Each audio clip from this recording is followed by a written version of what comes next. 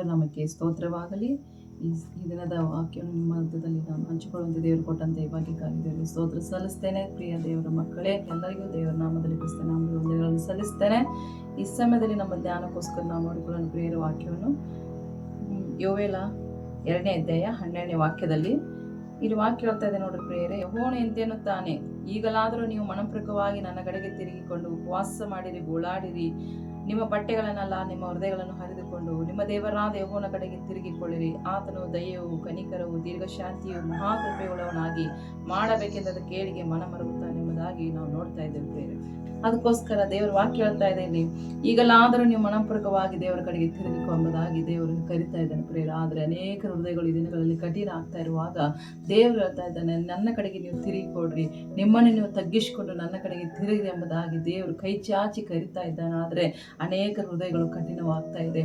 ಅನೇಕರು ಉಪವಾಸದಿಲ್ಲ, ಅನೇಕ ದೇವರ ಕಾರ್ಯಗಳನ್ನು ಮಾಡಲಿಕ್ಕೆ ಹಿಂಜರಿತಾ ಹೋಗ್ತಾ ಇದ್ದಾರೆ ಪ್ರಿಯರೇ. ಅನೇಕರ ಹೃದಯ ಕಠಿಣವಾಗ್ತಾ ಇದೆ, ನಂಬಿಕೆ ತಣ್ಣಗಾಗ್ತಾ ಇದೆ ಎಂಬುದಾಗಿ ನಾವು ನೋಡ್ತಾ ಇದ್ದೇವೆ. ಅದಕ್ಕೋಸ್ಕರ ಇಲ್ಲಿ ವಾಕ್ಯ ಹೇಳ್ತಾ ಇದೆ, ಉಪವಾಸಿರಿ, ಅಳಿರಿ, ಗೋಳಾಡಿರಿ ಎಂಬುದಾಗಿ. ಉಪವಾಸದೊಟ್ಟಿಗೂ ಪ್ರಾರ್ಥನೆಯೊಟ್ಟಿಗೂ ನಾವು ದೇವರ ಸನ್ನಿಧಿಯಲ್ಲಿ ಆತನ ಒಂದು ಕನಿಕರದೊಟ್ಟಿಗೂ ನಾವು ಜೀವಿಸಲಿಕ್ಕೆ ದೇವರ ಕೃಪೆ ಮಾಡುವಂತೆ ನಾವು ದೇವರ ಕರಗಳಲ್ಲಿ ತಗ್ಗಿಸಿಕೊಟ್ಟವರಾಗಿ ಜೀವಿಸುವಾಗ ದೇವರು ನಮ್ಮ ಆಶೀರ್ವಾದ ಮಾಡಲಿಕ್ಕೆ ನಮಗೆ ಶಕ್ತನಾಗಿದ್ದಾನೆ ಪ್ರಿಯರೇ. ಆದರೆ ಅನೇಕರು ಹೃದಯಗಳನ್ನು ಏನು ಮಾಡ್ತಾರೆ, ಕಠಿಣ ಮಾಡಿಕೊಳ್ತಾ ಇದ್ದಾರೆ ಪ್ರಿಯ. ಅದಕ್ಕೋಸ್ಕರ ನಾವು ದೇವರಲ್ಲಿ ಹೆಚ್ಚಾಗಿ ಒಂದು ಭಯಭಕ್ತಿಯಲ್ಲಿ ಒಂದು ವಿಧೇಯರಾಗಿ ದೇವರ ವಾಕ್ಯಕ್ಕೆ ನಮ್ರತೆಯಿಂದ ನಡೆದುಕೊಳ್ಬೇಕೆಂಬುದಾಗಿ ದೇವರು ನಮ್ಮಿಂದ ಬಯಸ್ತಾ ಇದ್ದಾನೆ. ಅದೇ ರೀತಿಯಾಗಿ ನಾವು ನೋಡ್ತಾ ಇದ್ದೇವೆ. ಇನ್ನೊಂದು ವಾಕ್ಯವನ್ನು ನಾವು ನೋಡಿಕೊಳ್ಳೋಣ. ಧರ್ಮೋಪದೇಶ ಕಂಡ 4ನೇ ಅಧ್ಯಾಯ 30ನೇ ವಾಕ್ಯದಲ್ಲಿ ನಾವು ನೋಡಿಕೊಳ್ಳೋಣ. ಧರ್ಮೋಪದೇಶ ಕಂಡ 4ನೇ ಅಧ್ಯಾಯ 29-30. ಅಲ್ಲಿಂದಾದರೂ ನೀವು ಸಂಪೂರ್ಣವಾಗಿ ಹೃದಯದಿಂದಲೂ ಮನಸ್ಸಿನಿಂದಲೂ ನಿಮ್ಮ ದೇವರಾದ ಯೆಹೋವನನ್ನು ಹುಡುಕಿದರೆ ಆತನು ನಿಮಗೆ ಸಿಕ್ಕುವನು. ಮೇಲೆ ಹೇಳಿದ ಎಲ್ಲಾ ಕಷ್ಟಗಳು ನಿಮಗೆ ಸಂಭವಿಸಿ ನೀವು ಸಂಕಷ್ಟದಲ್ಲಿರುವಾಗ ಅಂತ್ಯದಲ್ಲಿ ನೀವು ಆತನ ಕಡೆಗೆ ತಿರುಗಿಕೊಂಡು ಆತನ ಮಾತಿಗೆ ಕಿವಿಗೊಡಿರಿ ಎಂಬುದಾಗಿ ದೇವರ ನಾಮಕ್ಕೆ ಸ್ತೋತ್ರವಾಗಿ ಇಲ್ಲಿಯೂ ಸಹ ಹೇಳ್ತಾ ಇದೆ ಪ್ರಿಯರ. ಧರ್ಮೋಪದೇಶ ಕಾಂಡದಲ್ಲಿ 4ನೇ ಅಧ್ಯಾಯ 30ನೇ ವಾಕ್ಯದಲ್ಲಿ 29-30ನೇ ವಾಕ್ಯದಲ್ಲಿ ನಮ್ಮ ಎಲ್ಲ ಒಂದು ಅನೇಕ ಕಷ್ಟಗಳ ಮಧ್ಯದಲ್ಲಿಯೂ ನಾವು ದೇವರನ್ನು ಹುಡುಕುವಾಗ ದೇವರು ನಮ್ಮನ್ನು ಆಶೀರ್ವಾದ ಮಾಡಲಿಕ್ಕೆ ಶಕ್ತನಾಗಿದೆ. ಅದಕ್ಕೋಸ್ಕರ ನಾವು ದೇವರನ್ನು ಹುಡುಕಬೇಕಾಗಿದೆ. ದೇವರನ್ನು ಹುಡುಕುವಾಗ ಆತನು ನಮಗೆ ಸಿಕ್ಕುವಂತವನಾಗಿದ್ದಾನೆ. ಆತನು ಹೇಳ್ತಾ ಇದ್ದಾನೆ ವಾಕ್ಯದಲ್ಲಿ ನಾವು ನೋಡ್ತಾ ಇದ್ದೇವೆ ಪ್ರಿಯರೇ. ನಮಗೆ ಸಂಕಟದಲ್ಲಿಯೂ ಆತನು ನಮ್ಮನ್ನು ಕೈ ಬಿಡುವಂಥ ದೇವರಲ್ಲ. ನಮ್ಮ ಸಂಕಟಗಳಲ್ಲಿ, ಕಷ್ಟಗಳಲ್ಲಿ, ಕಣ್ಣೀರಿನಗಳಲ್ಲಿ ಮಧ್ಯದಲ್ಲಿ, ರೋಗ ಬಾಧೆಗಳ ಮಧ್ಯದಲ್ಲಿ, ಶೋಧನೆಗಳ ಮಧ್ಯದಲ್ಲಿ, ಎಲ್ಲ ಇಕ್ಕಟ್ಟು ಬಿಕ್ಕಟ್ಟುಗಳ ಮಧ್ಯದಲ್ಲಿ ದೇವರು ನಮ್ಮನ್ನು ಕೈ ಬಿಡಲಿಕ್ಕೆ ಶಕ್ತನಾಗಿದೆ. ಯಾವಾಗ ಅಂದರೆ ನಾವು ದೇವರ ಕಡೆಗೆ ತಿರುಗಿಕೊಳ್ಳುವಾಗ, ಸಂಪೂರ್ಣವಾಗಿ ದೇವರ ಕಡೆಗೆ ತಿರುಗಿಕೊಂಡು ದೇವರ ಕಾರ್ಯಗಳನ್ನು ಮಾಡುವಾಗ ದೇವರು ನಮ್ಮನ್ನು ಆಶೀರ್ವಾದ ಮಾಡಿ ನಮ್ಮ ಪ್ರಾರ್ಥನೆಗಳನ್ನು, ನಮ್ಮ ವಿಜ್ಞಾಪನೆಗಳನ್ನು, ಉಪವಾಸ ಪ್ರಾರ್ಥನೆ, ನಾವು ನಮ್ಮೆಲ್ಲ ಗೋಳಾಟಗಳನ್ನು ಆತನು ನೋಡಿ ನಮಗೆ ಸಹಾಯ ಮಾಡಲಿಕ್ಕೆ ಶಕ್ತನಾಗಿದ್ದಾನೆ ಪ್ರಿಯರೇ. ಅದಕ್ಕೋಸ್ಕರ ನಾವು ದೇವರ ಕಡೆಗೆ ತಿರುಗಬೇಕೆಂಬುದಾಗಿ ದೇವರು ಕೈ ಚಾಚಿ ಹಂಬಲದಿಂದ ನಮ್ಮನ್ನು ಕರೀತಾ ಇದ್ದಾನೆ ಪ್ರಿಯರೇ. ಹಲ್ಲೆಲೂಯಾ. ದೇವರ ನಾಮಕ್ಕೆ ಸ್ತೋತ್ರವಾಗಲಿ. ಹಾಗೆ ಅರಣ್ಯಕಾಂಡ 23ನೇ ಅಧ್ಯಾಯ 19ನೇ ವಾಕ್ಯದಲ್ಲಿ ಸಹ ನಾವು ನೋಡ್ತೇವೆ ಪ್ರಿಯರೇ. ದೇವರು ಮನುಷ್ಯನಂತೆ 2 ಮಾತಿನವನಲ್ಲ, ಮಾನವನಂತೆ ಮನಸ್ಸನ್ನು ಬೇರೆ ಮಾಡಿಕೊಳ್ಳುವನಲ್ಲ. ತಾನು ಹೇಳಿದ ಮೇರೆಗೆ ನಡೆಯುವುದಿಲ್ಲವೋ, ಮಾತು ಕೊಟ್ಟ ನಂತರ ನೆರವೇರಿಸುವುದಿಲ್ಲವೋ ಎಂಬುದಾಗಿ. ದೇವರ ನಾಮಕ್ಕೆ ಸ್ತೋತ್ರವಾಗಲಿ. ದೇವರು ಒಂದೇ ಮಾತಿನವನಾಗಿದ್ದಾನೆ. ದೇವರು ಒಂದೇ, ನಮ್ಮ ದೇವರು ನಿರ್ಮಲ ಚಿತ್ತನಾದಂಥ ನನ್ನ ದೇವರಾಗಿರುವಾಗ ಅದಕ್ಕೋಸ್ಕರ ನಾವು ಸಹ ದೇವರ ಕಡೆಗೆ ಆತನು ಹೇಳುವಂಥವನಾಗಿದ್ದಾನೆ.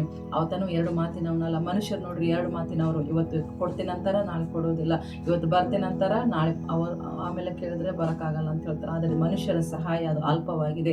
ಆದರೆ ದೇವರ ಸಹಾಯ, ದೇವರ ಮಾತು ಅದು ನಂಬಿಗಸ್ತವಾಗಿದೆ ಪ್ರಿಯರೇ. ಯಾಕೆಂದರೆ ನಮ್ಮ ದೇವರು ವಾಗ್ದಾನದಲ್ಲಿ ನಂಬಿಗಸ್ತನಾಗಿದ್ದಾನೆ.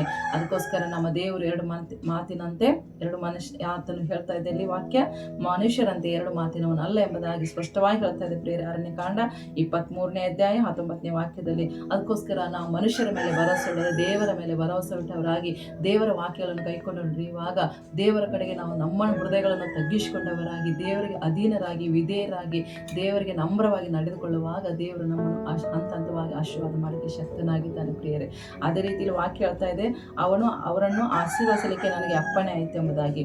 ದೇವರು ನಾವು ದೇವರಿಗೆ ಜೀವಿಸುವಾಗ ದೇವರು ನಮಗೆ ಆಶೀರ್ವಾದ ಮಾಡಲಿಕ್ಕೆ ಆತನು ಶಕ್ತನಾಗಿದ್ದಾನೆ ಪ್ರಿಯರೇ. ಹಾಗೆ ಆತನು ಆಶೀರ್ವದಿಸಿದ ನಂತರ ನಾನು ಬದಲಾಯಿಸಲಾರೆನೆಂಬುದಾಗಿ. ದೇವರು ನಮಗೆ ಸ್ತೋತ್ರವನ್ನು ನೋಡ್ರಿ, ಎಷ್ಟು ಒಳ್ಳೆ ವಾಕ್ಯ ನಮ್ಮೊಟ್ಟಿಗೆ ಮಾತನಾಡ್ತಾ ಇದೆ ಪ್ರಿಯರೇ. ಅದಕ್ಕೋಸ್ಕರ ಅದಕ್ಕೋಸ್ಕರ ದೇವರು ಕೊಟ್ಟಂಥ ಆಶೀರ್ವಾದ ಅದು ಎಂದಿಗೂ ತಪ್ಪಿ ಹೋಗೋದಿಲ್ಲ ಪ್ರಿಯರೇ. ಯಾಕಂದರೆ ಮನುಷ್ಯರು ಏನೇ ಮಾಡಿದಿರೋದು ಅವರು ಅನೇಕ ಒಂದು ಸಮಯಗಳಲ್ಲಿ ನಮಗೆ ಅವ್ರು ಹೇಳ್ಬೋದು, ನಾವು ಈ ರೀತಿಯಾಗಿ ಮಾಡಿದ್ವಿ, ನಿಮಗೆ ಈ ರೀತಿಯಾಗಿ ಮಾಡಿದ್ವಿ ಎಂಬುದಾಗಿ ಅವರಿಗೆ ಟೀಕೆ ಮಾಡ್ತಾರೆ. ಆದರೆ ನಮಗೆ ದೇವರು ಅಂತ ದೇವರೆಲ್ಲ ದೇವರಾಗಿದ್ದಾನೆ. ನಮ್ಮ ದೇವರು ಆಶೀರ್ವಾದ ಮಾಡಲಿಕ್ಕೆ ಶಕ್ತನಾಗಿದ್ದಾನೆ. ಆತನ ಮಾತಿನಾಗೆ ತಪ್ಪುವಂಥ ದೇವರೆಲ್ಲ ವಾಗ್ದಾನದಲ್ಲಿ ನಂಬಿಕೆಸ್ಥನಾಗಿದ್ದಾನೆ. ಅದಕ್ಕೋಸ್ಕರ ನಾವು ದೇವರಲ್ಲಿ ಬಲವಾದ ನಂಬಿಕೆ ಇಟ್ಟು ಆತನ ಆಜ್ಞಾವಿಧಿಗಳನ್ನು ಕೈಕೊಂಡು ವಿಧೇಯರಾಗಿ ನಮ್ರವಾಗಿ ನಮ್ಮ ಹೃದಯಗಳನ್ನು ತಗ್ಗಿಸಿಕೊಂಡವರಾಗಿ ನಾವು ಜೀವಿಸುವ ಆತನ ಆಶೀರ್ವಾದಕ್ಕೆ ಮಾಡಲಿಕ್ಕೆ ಯಾವುದೇ ಅಡ್ಡಿಗಳನ್ನು ಇರುವುದಿಲ್ಲ ಪ್ರಿಯರೇ. ದೇವರ ವಾಕ್ಯ ಹೇಳ್ತಾ ಇದೆ, ಅವರನ್ನು ಆಶೀರ್ವದಿಸಿದರೆ ನನಗೆ ಅಪ್ಪಣೆ ಆಯಿತು, ಆತನು ಆಶೀರ್ವದಿಸಿದಂತೆ ನಾನು ಬದಲಾಯಿಸಲಾರೆ ಎಂಬುದಾಗಿ. ಅದಕ್ಕೋಸ್ಕರ ನಾವು ಆಶೀರ್ವಾದ ನಮಗೆ ಆಶೀರ್ವಾದ ನಾವೇ ಅಡ್ಡಿ ಆಗ್ತಾ ಇದೆ ಪ್ರಿಯರೇ. ಅದಕ್ಕೋಸ್ಕರ ನಮ್ಮ ಆಶೀರ್ವಾದಗಳನ್ನು ನಾವು ಯಾವ ರೀತಿಯ ಪಡ್ಕೊಳ್ಬೇಕೆಂಬುದಾಗಿ ಈ ವಾಕ್ಯ ನಾನು ನೋಡ್ತಾ ಇದ್ದೆ ಪ್ರಿಯರೇ. ಇನ್ನು ಹೆಚ್ಚಾಗಿ ಬರುವಂಥ ದಿನಗಳಲ್ಲಿ ನಿಮ್ಮೊಟ್ಟಿಗೆ ದೇವರು ಮಾತನಾಡಲಿ. ಈ ಸಮಯದಲ್ಲಿ ನಿಮ್ಮೆಲ್ಲರಿಗೂ ಕ್ರಿಸ್ತನ ನಾಮದಲ್ಲಿ ವಂದನೆಗಳನ್ನು ಸಲ್ಲಿಸ್ತಾ ಈ ವಾಕ್ಯ ನಿಮ್ಮನ್ನು ಆಶೀರ್ವಾದ ಮಾಡಲಿ. ಆಮೇಲೆ